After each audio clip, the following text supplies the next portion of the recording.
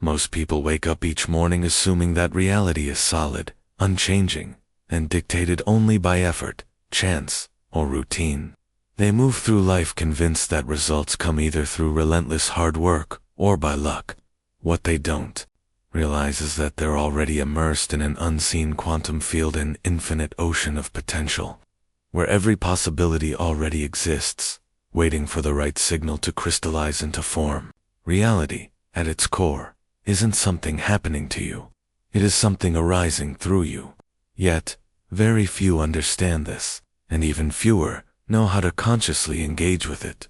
The idea of becoming aware of the field may sound abstract at first, perhaps even mystical, but it's not philosophy, it's physics. This invisible field isn't separate from you. It is you. Your awareness constantly moves through it, shaping, bending, and influencing it. Every thought, every breath, every feeling, every belief sends a message into this field. Just like a tuning fork vibrating through still air, the field responds with absolute precision. What you see outside yourself is not an independent reality, is a mirror of your inner state. The challenge is that most people unknowingly send mixed, distorted signals into this responsive field. They try to force their lives to change through sheer mental effort, repeating affirmations they don't fully believe, visualizing realities that clash with their deepest emotions, or forcing positivity while tension lingers in their body. This is not alignment, it's resistance. The field doesn't respond to what you say, it responds to who you are in that moment.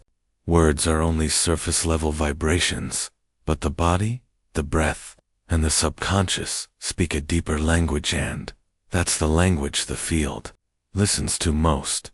Awakening to the field begins with a shift in perception. It's not about chasing mystical experiences or overcomplicating theories, it's about observing how your inner state shapes what unfolds around you. Notice how your mood influences your day, how certain thoughts attract certain outcomes, how inner clarity creates outer clarity. These aren't coincidences, they're feedback loops. The field is always mirroring back your signal. The more coherent your frequency, the clearer the reflection. Instead of trying to control the outside world, train yourself to read your own frequency. Ask yourself, what am I broadcasting right now?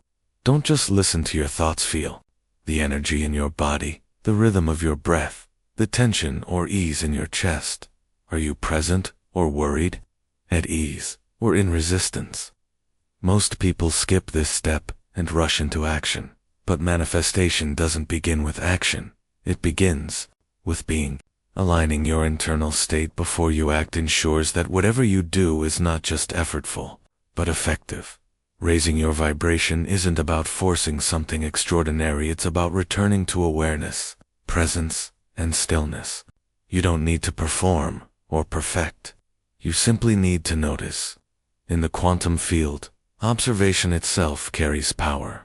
When you observe yourself honestly, with curiosity and softness, you reclaim the ability to reshape your reality from within. Once awareness of the field takes root, a deeper realization comes. Reality does not exist independently, it forms through your observation of it. The quantum field holds infinite potential, but it only collapses into physical experience when it is observed. Here is where ancient wisdom meets modern science. The world waits to take shape until you see, feel, and believe it. Reality is not rigid. It is fluid, shaped by the one who observes. But observation is not limited to your conscious attention. The subconscious mind, always running beneath awareness, is the true dominant observer. It holds your deepest beliefs, traumas, and expectations. You may consciously affirm abundance, but subconsciously still expect scarcity. You may speak trust, yet your body remains braced for loss. The field responds to the entire signal, and the subconscious sends the loudest message. This is why so many feel stuck despite their efforts. They speak one truth, but embody another. To grasp the observer effect requires honesty with yourself. What do you truly expect from life when no one is looking? What outcome are you emotionally rehearsing? You may desire love, but do you secretly anticipate rejection? You may dream of freedom, yet prepare for disappointment. Each subtle expectation is an observation, and every observation either aligns you with your desired reality or strengthens the one you're trying to escape. The essence of quantum manifestation lies in this accuracy. It's not about desiring harder or thinking louder. It's about recognizing which part of you is observing. Are you watching your life through fear or through faith? From contraction or expansion? When your inner observer shifts, your outer world begins to follow. This is why alignment goes beyond the mind. It is emotional, physical, and energetic. The quantum field does not reflect what you want. It reflects what you consistently observe through your whole being. Science even shows that the body itself participates in observation. The heart emits a powerful electromagnetic field, stronger than the brain, and this directly interacts with the quantum field around you. When the heart and mind move into coherence, your observation becomes sharp and undistorted. This harmony between thought and emotion is not mystically. When belief and feeling unite, your signal becomes precise. The wave collapses faster, more accurately, and reality shifts to match. To consciously shape the wave, you must embody the observer. Your desired timeline cannot live only in your words. It must live in your state. You don't manifest from logic, you manifest from resonance. When your subconscious, your heart, your breath, and your expectations come into harmony, the field has no choice but to reflect that frequency back. The wave doesn't collapse by force, it collapses by clarity. You don't push reality into being, you become it into form. Becoming the frequency once your signal grows clear. The journey is no longer about observing, it's about becoming. Observation collapses the wave, yes, but embodiment is what sustains the new reality. You are not here just to look through the window of intention. At a better life you are meant to step inside it, and the only way to do that is to align yourself with the frequency of that life, not as a mental idea, but as a lived state of being. This is the turning point where manifestation stops being theory and transforms into lived experience, felt, moment by moment.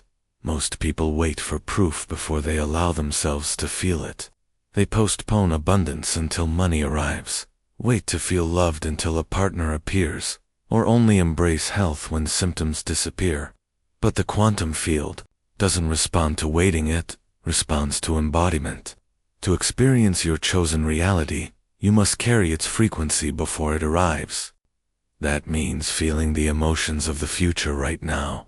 When you think, act, and feel as if you already inhabit that reality, the field accepts it as truth and reorganizes to reflect it back to you. This is not about pretending or forcing, about tuning into a channel that already exists. Imagine reality as a grand orchestra, each possible timeline a different melody.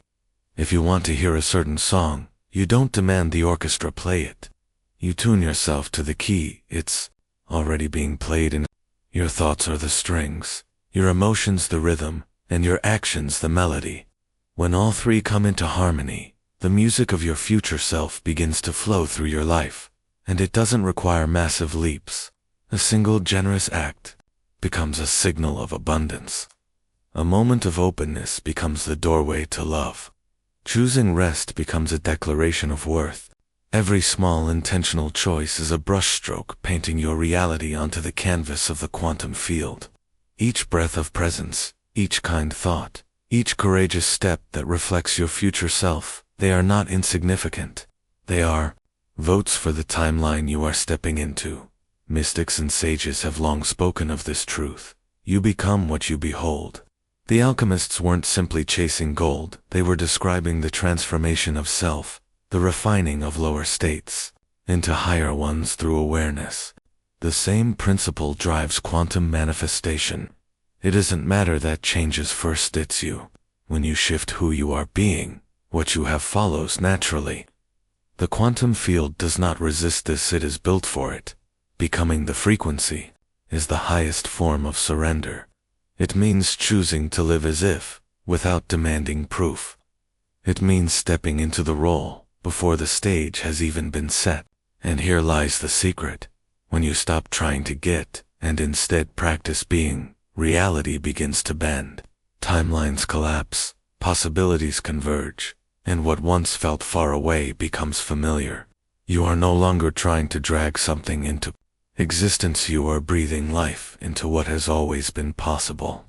Letting go of control, stepping into the frequency of your desired reality is powerful, but sustaining it requires something even harder for most. Letting go of control. After embodying the state of already having, the true test is whether you can trust the process long enough for the quantum field to respond. Many slip back into forcing. They try to speed up results, micromanage outcomes, or constantly check if their manifestation is working, but that very grasping becomes the interference. Control is not alignment, it is resistance disguised as responsibility. The human mind has been conditioned to equate worth with struggle. Society rewards exhaustion and glorifies effort. In that framework, surrender feels like laziness and trust feels dangerous. Yet in the quantum field, the opposite is true. The more you push and try to force reality into place, the louder the signal you send that you don't actually believe it's already yours. Force fragments the frequency, and the result is delay, distortion, or disconnection. Letting go is not passive, is an active form of allowing. It means choosing presence, shifting your focus away from the timeline you're trying to escape, and fully inhabiting the one you've chosen. Effort transforms into energy management. Instead of exhausting yourself chasing outcomes, you invest in regulating your state, your breath, your nervous system, your thought patterns. These subtle alignments speak more clearly to the field than desperate action ever could. Surrender doesn't mean doing nothing. It means doing the right things from the right state of being. It also means releasing the timeline. The quantum field does not operate within human ideas of linear time. What looks like a delay is often a necessary unfolding. To trust that unseen choreography requires more than blind faith, it requires emotional maturity. You stop asking when will it come, and instead begin asking how deeply can I embody it right now. This shift moves you from control to co-creation, from trying to manipulate outcomes to mastering vibration. And it's in that quiet release of need where the field begins to move with you. Disrupting the old pattern, letting go, creates stillness. But stillness has a way of revealing what lies beneath. As the grip loosens, the old patterns rise to the surface. Familiar voices return. It's not working. I'm not enough. Nothing ever changes. These echoes are not random. They are the imprints of timelines you've rehearsed for years.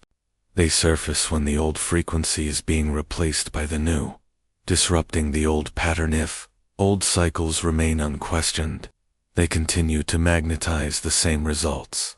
To create something new, the cycle must be interrupted, and that begins with conscious disruption. Disruption does not mean destruction. It means intervention, an intentional shift that interrupts the rhythm of the old and introduces a fresh signal. The subconscious loves what is familiar. It will often choose predictable discomfort over uncertain change, building patterns of thought, emotion, and behavior that feels safe even when they limit you. You might wake up anxious for no clear reason, or sabotage opportunities that reflect your worth, not because you don't desire better, but because your nervous system hasn't yet adjusted to a new identity. The quantum field responds not just to your vision, but to the habits of being you embody each day. Breaking these patterns starts with awareness. When familiar emotions like fear, scarcity, or doubt arise, pause. Don't automatically react as you always have. Even one conscious breath is a disruption. That pause creates space. Space allows choice, and choice restores power. Ask yourself, is this pattern aligned with the reality I want to live? If the answer is no, gently redirect, not through force, but through intention. Each time you choose presence instead of reaction, the pattern weakens, and as it weakens, the field begins to reorganize. Reprogramming begins at the meeting point of awareness and repetition. You don't need to rewrite every belief in a single day. You only need to embody small, consistent actions that match your chosen frequency. If you want abundance, practice generosity. If you want confidence, speak even when your voice trembles. If you want love, offer the warmth you crave. These micro-movements speak to the subconscious in the only language it truly understands: lived experience. Beliefs aren't transformed by logic, they shift when new behaviors prove the old ones unnecessary. Ancient traditions often expressed transformation through symbolic rituals, walking on fire, shedding the old self, or undergoing ceremonial rebirth. While modern life may lack such visible rites, the principle is the same. Each time you act in defiance of a limiting pattern, you are engaging in sacred disruption. You are declaring to the field, I no longer choose the old frequency. And that declaration doesn't need to be dramatic, can be steady, quiet, embodied. The field always listens. Disruption isn't about rejecting your past self. It's about creating space for the self you are becoming. The old version wasn't wrong, it was necessary. It protected you, adapted for you, and helped you survive. But now, it can rest. A new identity is forming, one breath, one step, one choice at a time. As these choices accumulate, the signal shifts, and the quantum field, ever responsive, organizes reality around this new rhythm. What once seemed impossible gradually becomes inevitable, not through force, but through transformation. Living as the signal, the moment you interrupt old patterns, a new identity begins to emerge, one defined, not by your past, but by your alignment in the present. Yet this transformation cannot remain a temporary breakthrough or a fleeting state. For manifestation to become lasting, the frequency must become a lifestyle. Living as the signal means coherence is no longer a rare peak, it is your baseline. The future you desire doesn't arrive by chance. It is sustained by rhythm. Rhythm here means your daily devotion to the frequency you choose. You don't rely only on rare insights to shift reality. You return again and again to the practices that tune your signal: mindful breathing, emotional regulation, clear intention, and aligned action. Just like a musician must continually tune their instrument, you must recalibrate. Coherence isn't a final destination, it is a returning. Each return deepens your resonance with the timeline you seek. This rhythm finds its strongest anchor in the body. The body remembers what the mind forgets. A slouched posture can express defeat before words are spoken. A clenched jaw may reveal fear more powerfully than any affirmation. Living as the signal means engaging the body as an active participant, not a passive vessel, but a living expression of your frequency. In every moment when you walk, speak, eat, work, or rest, ask, would the version of me who already has this move this way? You don't fake it to become it, gradually and authentically. Through embodiment, relationships to become reflections of your signal. You'll find certain dynamics fading, not because you've changed others, but because your resonance has shifted. Coherence attracts coherence. As you hold your vibration with integrity, others vibrating at that frequency are naturally drawn in. You become a tuning fork for your environment. This is not coincidence, it is quantum law. The field always organizes itself around the clearest signal present. When you live as that signal, you don't just align with new timelines, you elevate the entire field around you. But living as the signal is not about perfection. Doubt will still arise. The old self will revisit. Fear will whisper. The goal is not to be unshakable, but to return. The power lies not in never falling, but in how quickly you rise. One breath, one choice, one act of awareness brings you back to center. Over time, this recalibration becomes second nature, not because life is free of challenge, but because your signal has grown stronger. To live as the signal is to stop waiting for permission. You no longer ask life to prove it's safe to dream, safe to trust, safe to expand. Instead, you become the proof. Every moment becomes a message to the field. This is who I am now. And as always, the field reflects you back. The timeline you once imagined begins to solidify not because you forced it, but because you finally matched it. Conclusion: quantum manifestation isn't hidden behind complexity, is beautifully simple. So simple, in fact, that the mind often resists it. But those who learn to align, regulate, and embody coherence discover that reality bends faster than expected. You don't manifest from wishing, you'll manifest from being. With that knowing, manifestation stops being a path you follow and becomes a way you live. Choose the signal, collapse the wave, become the observer, and reality will reflect you back in ways no effort ever could.